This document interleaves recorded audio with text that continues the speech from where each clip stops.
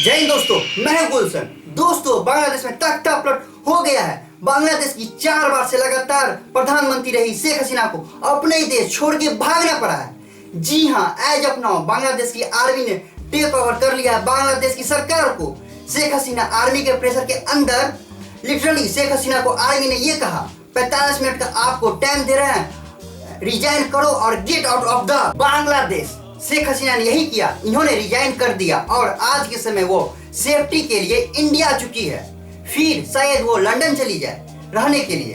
दोस्तों, बांग्लादेश के पिछले 53 वर्ष के इतिहास में यह छठा बार है जब वहां की सेना ने तख्ता पलट कर किसी सरकार को इस तरह से बर्खास्त किया है।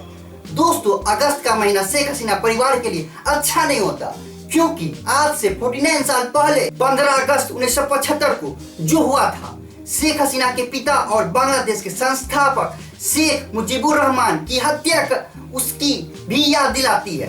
क्योंकि जिस घर से बांग्लादेश की आजादी का बिगुल फूंका गया था, शंखनाद किया गया था, इसी अगस्त के महीने में 1975 में उस परिवार के 17 लोग को हत्या कर दी थी। वहां के आर्मी ने पूरा खानदान को मार दिया गया था। मतलब वो एक बहुत खतरनाक मंजर था जब बांग्लादेश का राष्ट्रपति भवन खूनी घर बन गया था। केवल शेख हसीना और उनकी छोटी बहन बच गई थी, क्योंकि उस समय वह मौजूद ही नहीं थी। यह दोनों बहनें उस समय जर्मनी में थी। जर्मनी से यह दिल्ली आई थी और इस प्रकार इनकी जान बच गई और इसलिए शेख हसीना आगे चल के बांग्लादेश की प्रधानमंत्री बन पाई। दोस्तों, ये जो खबर है भारत के लिए बहुत ही ज्यादा शॉकिंग है, क्योंकि शेख हसीना एक बहुत ही फ्रेंडली लीडर थी फॉर इंडिया बांग्लादेश रिलेशन। दोस्तों, अब जो बांग्लादेश में आर्मी चीफ वकार यूजेड जमान है, क्या यह एंटी इंडिया होंगे या प्रो इंडिया होंगे? इनका रवैया क्या रहेगा भारत के प्रति, ये देखना होगा आने वाले दिनों में। दोस्तों, कितना अजीब बात है, हमारे जितने भी पड़ोसी मुल्क है सब में उथल पुथल मची है। म्यांमार में तख्ता पलट, वहां की आर्मी ने टेक ओवर कर लिया। बांग्लादेश में तख्ता पलट। पाकिस्तान में जानते ही हैं, वहां कहने के लिए डेमोक्रेसी है। पाकिस्तान का बच्चा जानता है कि उसकी सरकार आर्मी ही चलाती है। दोस्तों, इस सब सारी चीजों को देखने के बाद हमारा प्यारा भारत कितना शांति प्रिय है और कितना बेहतरीन लोकतंत्र दिखता है। अगर आप देखें तो पूरी दुनिया में सबसे अस्थायी लोकतंत्र अगर कोई है जहां पर सबसे स्टेबल डेमोक्रेसी है, वह भारत है। ऑलराइट दोस्तों, आखिरकार बांग्लादेश में तख्ता पलट क्यों हो गया, सडनली आर्मी ने क्यों टेक ओवर कर लिया, सब कुछ आपको बताता हूं बड़े आसान शब्दों में।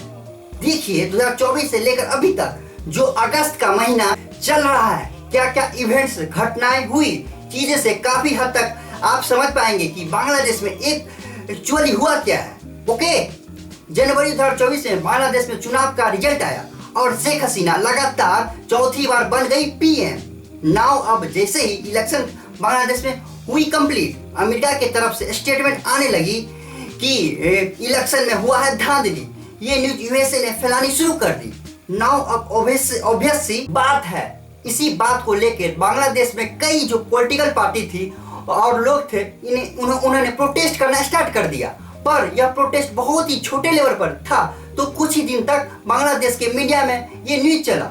फिर कुछ महीने के बाद अचानक से हम देखते हैं बांग्लादेश में लार्ज स्केल पर बहुत बड़े पैमाने पे प्रोटेस्ट होने स्टार्ट हो जाते हैं, रिजर्वेशन को लेकर, कोटा सिस्टम को लेकर। क्यों कि 5 जून को हाई कोर्ट जो है बांग्लादेश का अचानक से बहुत अजीब काम करता है। दोस्तों, बांग्लादेश में ना लंबे टाइम से एक इशू था रिजर्वेशन को लेके, आरक्षण को लेके। ऑलरेडी आप जानते हैं 1971 में बांग्लादेश बना था और जिन लोगों ने बांग्लादेश की आजादी में पार्टिसिपेट किया था पाकिस्तान के अगेंस्ट, जो लोग लड़े थे, उनके रिश्तेदारों को आज भी बांग्लादेश की सरकारी नौकरी में 30% का रिजर्वेशन मिलता है।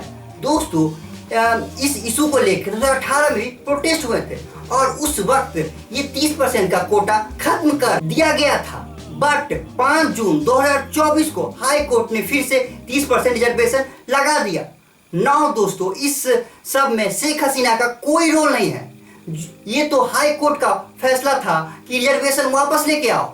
लोग सड़कों पे उतर आए, बहुत सारे बांग्लादेशी स्टूडेंट सड़कों पे उतर आए और पूरे बांग्लादेश में मास लेवल पे प्रोटेस्ट होते हैं। लोग डिमांड करते हैं कि ये जो 30% का रिजर्वेशन कोटा है इसको हटाया जाए। देखिए दोस्तों, बांग्लादेश में एक्चुअली आरक्षण बहुत सारा हो गया था। 10% आरक्षण बैकवर्ड के लिए, 10% महिलाओं के लिए और बहुत। बेसिकली दोस्तों मेरिट पे नन कोटा जो सीट थी ये बस 44% बचती थी। नाउ दोस्तों इस इशू को देख के जल्दी से बांग्लादेश की सुप्रीम कोर्ट ने कहा कि बहुत सारा प्रोटेस्ट हो रहा है पूरे देश में, तो सुप्रीम कोर्ट ने मास स्केल पर रिजर्वेशन कोटा हटा दिया और जो मेरिट बेस्ड पर सिस्टम है यह 44% से बढ़ाकर 97% हो गया। मगर तब भी दोस्तों बांग्लादेश के प्रोटेस्ट नहीं रुकते। इस बार प्रोटेस्टर का डिमांड था कि शेख हसीना को हटाया जाए क्योंकि बहुत सारे प्रोटेस्टर मारे गए थे। दोस्तों एक बात मैं आपको बताऊं, बांग्लादेश में प्रोटेस्ट तो चल ही रहे थे, पर यह खबर निकल के सामने आ रही थी कि कोई फॉरेन पावर फंडिंग कर रही है। अचानक से शेख हसीना को हर तरफ से डिक्टेटर यह बुलाना स्टार्ट कर दिया। और राइट दोस्तों, बांग्लादेश से बहुत भयावह तस्वीरें निकल के सामने आ रही है। बांग्लादेश की पीएम के जो पिता थे शेख मुजीबुर रहमान, जिनके अंडर बांग्लादेश को आजादी मिली थी, उनके पुतले तोड़े जा रहे हैं। शेख हसीना का जो घर है वहां पर सारे प्रोटेस्टर अंदर चल जाते हैं, उनके फर्नीचर सबको तोड़ देते हैं। मतलब जो मन है वो कर रहे हैं। सारे protester prime minister of Bangladesh के जो रेजिडेंस है वहां पे पहुंच चुके हैं।